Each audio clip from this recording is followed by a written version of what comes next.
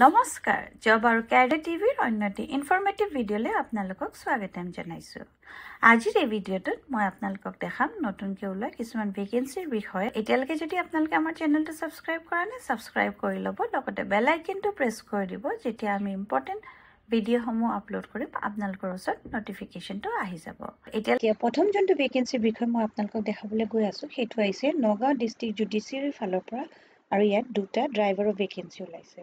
Qualification 8 পাছ হ'লে আপোনালোকে apply কৰিব পাৰিব, আৰু এইটো যোনটো এপ্লিকেশ্যনৰ প্ৰচেছ হয় সেইটো অফলাইন হ'ব। দুটা ড্ৰাইভাৰৰ পোষ্ট ওলাইছে, এটা ড্ৰাইভাৰ আৰু এটা কনট্ৰেকচুৱেল ড্ৰাইভাৰ। ড্ৰাইভাৰৰ চেলাৰী যোনটো হ'ব এইটো 14,000 হ'ব, 70,000 হ'ব, প্লাছ গ্ৰেড পে হ'ব 5,200, আৰু কনট্ৰেকচুৱেল ড্ৰাইভাৰৰ 15,000 ফিক্স পে হ'ব পাৰ মান্থ। এই ভেকেন্সিকেইটাৰ কাৰণে এডুকেশ্যনেল কোৱালিফিকেশ্যন আপোনালোকৰ হ'ব লাগিব প্ৰথমতে প্ৰফেশ্যনেল ট্ৰান্সপৰ্ট ড্ৰাইভিং লাইচেঞ্চ থাকিব লাগিব, আৰু মিনিমাম ক্লাছ 8 পাছ হ'ব লাগিব। 8 পাছ, 9 পাছ, 10 পাছ, 11 পাছলৈকে হ'লে আপোনালোকে এপ্লাই কৰিব পাৰিব। যদি আপোনালোকে 12 পাছ এণ্ড আবভ হয় তেন্তে কিন্তু এই পোষ্টকেইটাৰ কাৰণে আপোনালোকে এলিজিবল নহ'ব। এজ লিমিট হ'ব 18 ইয়াৰ্ছৰ পৰা 40 ইয়াৰ্ছলৈকে এজ অফ 01/01/2025, আৰু আপাৰ এজ লিমিট ৰিলেক্সেশ্যন থাকিব এজ পাৰ গভৰ্ণমেণ্ট ৰুলছ। ইয়াতে আপোনালোকে এপ্লাই কৰা প্ৰচেছটো হ'ব অফলাইন। যোনখন গেজেট পাৰ্ট 9 ফৰ্ম থাকে সেইখনত আপোনালোকে এপ্লাই কৰিব লাগিব, লগতে আপোনালোকে নিজৰ সকলোবিলাক ডকুমেণ্টছৰ ফটোকপি দিব লাগিব চেল্ফ এটেষ্ট কৰি, আৰু ৰিচেণ্ট পাছপৰ্ট চাইজ ফটোগ্ৰাফো দিব লাগিব। আপোনালোকে কুৰিয়াৰ কৰিব পাৰিব, পোষ্ট কৰিব পাৰিব, ৰেজিষ্টাৰ্ড পোষ্ট, স্পীড পোষ্ট, বা তাতো গৈ পেলাই আপোনালোকে ড্ৰপ বক্সত এই এপ্লিকেশ্যনখন এটা এনভেলপত ভৰাই তাৰ ওপৰত লিখি দিব লাগিব আপোনালোকে application for the post of driver বা ড্ৰাইভাৰ কণ্ট্ৰেকচুৱেল যোনটো পোষ্টৰ কাৰণে আপোনালোকে এপ্লাই কৰিছে, আৰু তাৰপিছতে আপোনালোকে এখন ছাবমিট কৰিব লাগিব ডিষ্ট্ৰিক্ট এণ্ড ছেছন জাজ কোৰ্ট বিল্ডিং নগাঁও।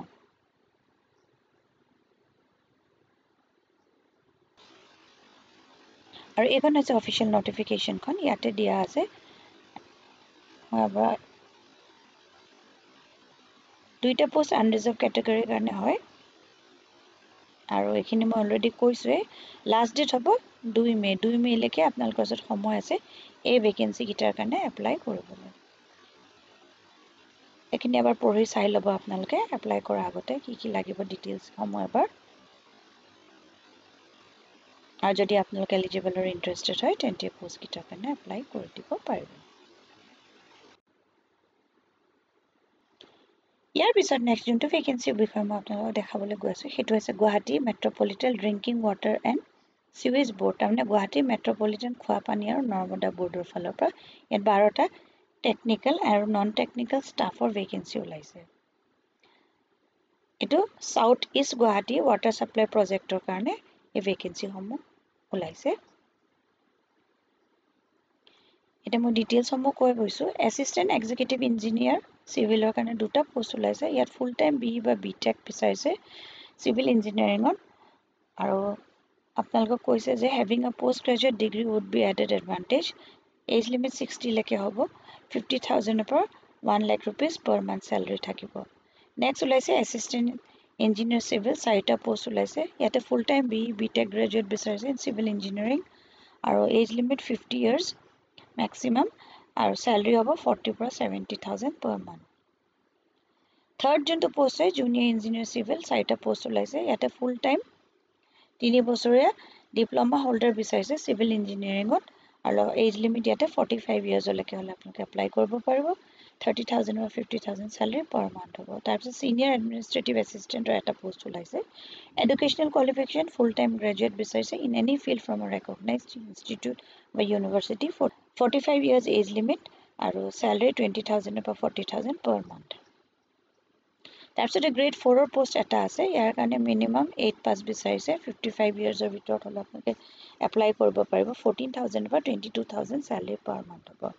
আপোনালোক যদি ইণ্টাৰেষ্টেড আৰু সুটেবল হয় তেন্তে আপোনালোকে এই পোষ্টকেইটাৰ কাৰণে এপ্লাই কৰিব পাৰিব। যোনখন আপোনালোকৰ CV আছে সেইখন আপোনালোকে মেইল কৰিব লাগিব career@segwsp@gmail.com, আৰু ইয়াতে educational qualification, work experience, proof of birth certificate আৰু কালাৰ্ড পাছপৰ্ট চাইজ ফটোগ্ৰাফ আপোনালোকে লগতে দিব লাগিব। এইখন হৈছে অফিচিয়েল ৱেবছাইটখন, আৰু ইয়াতে এই পোষ্টসমূহৰ বিষয়ে ইয়াতে দিয়া আছে। এইটো গ্ৰেড 4, তাৰপিছতে এইটো চিভিল ইঞ্জিনিয়াৰ, চিভিল ইঞ্জিনিয়াৰ এইকেইটা জুনিয়ৰ ইঞ্জিনিয়াৰ এইখিনি ইয়াতে আপোনালোকে গৈ পেলাই ডিটেইলছখিনি এনেকৈ চাব পাৰিব ইয়াতে ক্লিক কৰাৰ পিছতে এই পিডিএফখন খোল খাই যাব এইখন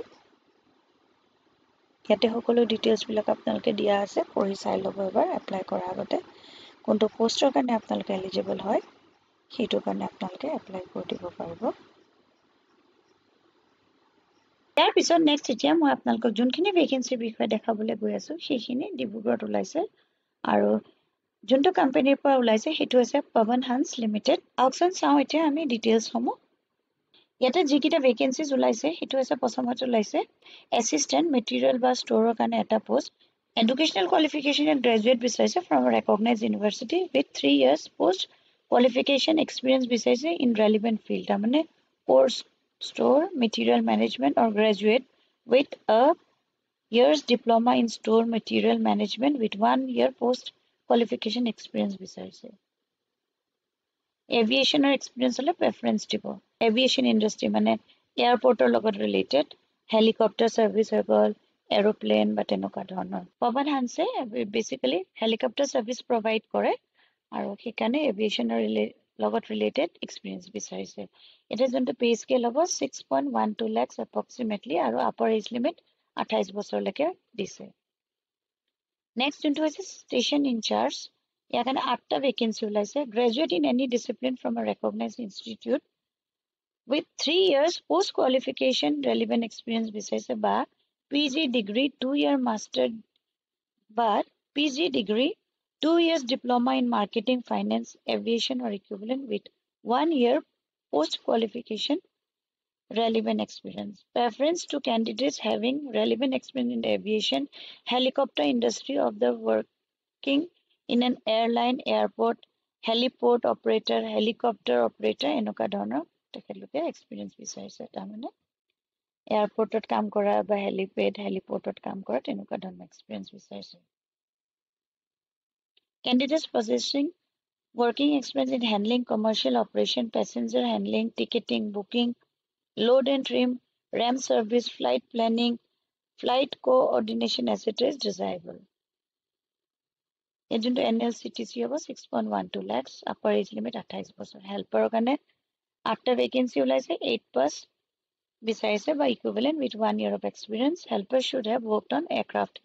যদি আপোনালোকে এয়াৰপৰ্টত বা এয়াৰক্ৰাফ্টত হেল্পাৰৰ কাম কৰিছে তেন্তে আপোনালোকে এপ্লাই কৰিব পাৰিব ইয়াতে 3.22 lakhs per annum হ'ব চেলাৰী আৰু এজ লিমিট 25 বছৰ এপ্লাই কৰা যোনটো প্ৰচেছ সেইটো আপোনালোকে অনলাইন কৰিব লাগিব এইখন হৈছে অফিচিয়েল ৱেবছাইটখন পৱন হান্সৰ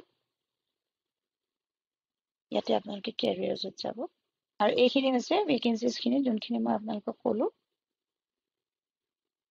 এপ্লাই কৰাৰ লাষ্ট ডেট ইয়াতে দিয়া আছে যেনেকৈ এছিষ্টেণ্ট মেটেৰিয়েল এণ্ড ষ্ট'ৰৰ যোনটো কৈছিলোঁ সেইটো 19 এপ্ৰিলৰ পৰা ষ্টাৰ্ট হ'ব 10 মে'লৈকে তাৰপিছত ষ্টেচন ইনচাৰ্জ হৈ গ'ল হেল্পাৰ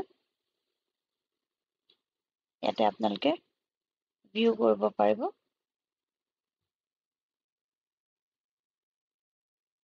ইয়াতে গোটেই ডিটেইলছখিনি দিয়া আছে যোনখিনি মই অলৰেডি আপোনালোকক কৈ দিছোঁ কেইটা পোষ্ট আছে কি কথা এইখিনি এবাৰ আপোনালোকে এপ্লাই কৰাৰ আগতে পঢ়ি চাই ল'ব ভালকৈ আৰু তাৰপিছত এপ্লাই কৰিবলৈ হ'লে এপ্লাইত যায় এপ্লাই ক্লিক কৰিব ইমেইল ID দিব পাছৱৰ্ড দিব ইউজাৰ লগ ইন আৰু যদি আপোনালোকে লগ ইন প্ৰথমতে নিউ ইউজাৰ হ'লে ৰেজিষ্টাৰ কৰি ল'ব লাগিব আৰু তাৰপিছতে আপোনালোকে যোনটো ইমেইল ID আৰু পাছৱৰ্ড আপোনালোকে প্ৰভাইড কৰিব সেইটো দি ইয়াতে লগ ইন কৰিব আৰু লগ ইন কৰাৰ পিছত আপোনালোকে এপ্লিকেশ্যন প্ৰচেছটো কৰিব পাৰিব মই লিংকটো আপোনালোকক শ্বেয়াৰ কৰি দিম ডেছক্ৰিপশ্যন বক্সত তাত আপোনালোকে ক্লিক কৰি পেলাই এপ্লিকেশ্যন প্ৰচেছটো কৰিব পাৰিব যদি আপোনালোকৰ এলিজিবিলিটি মিলে আৰু আপোনালোকে ইণ্টাৰেষ্টেড হয় এইটো ভিডিঅ'ত মই জনাবলগীয়া ইমানেই আছিলে যদি ভিডিঅ'টো চাই ভাল পালে তেন্তে লাইক এটা কৰি দিব আৰু এতিয়ালৈকে যদি আপোনালোকে মোৰ চেনেলটো ছাবস্ক্ৰাইব কৰে ছাবস্ক্ৰাইব কৰি ল'ব আকৌ এটা নতুন ভিডিঅ' লগ পাম ধন্যবাদ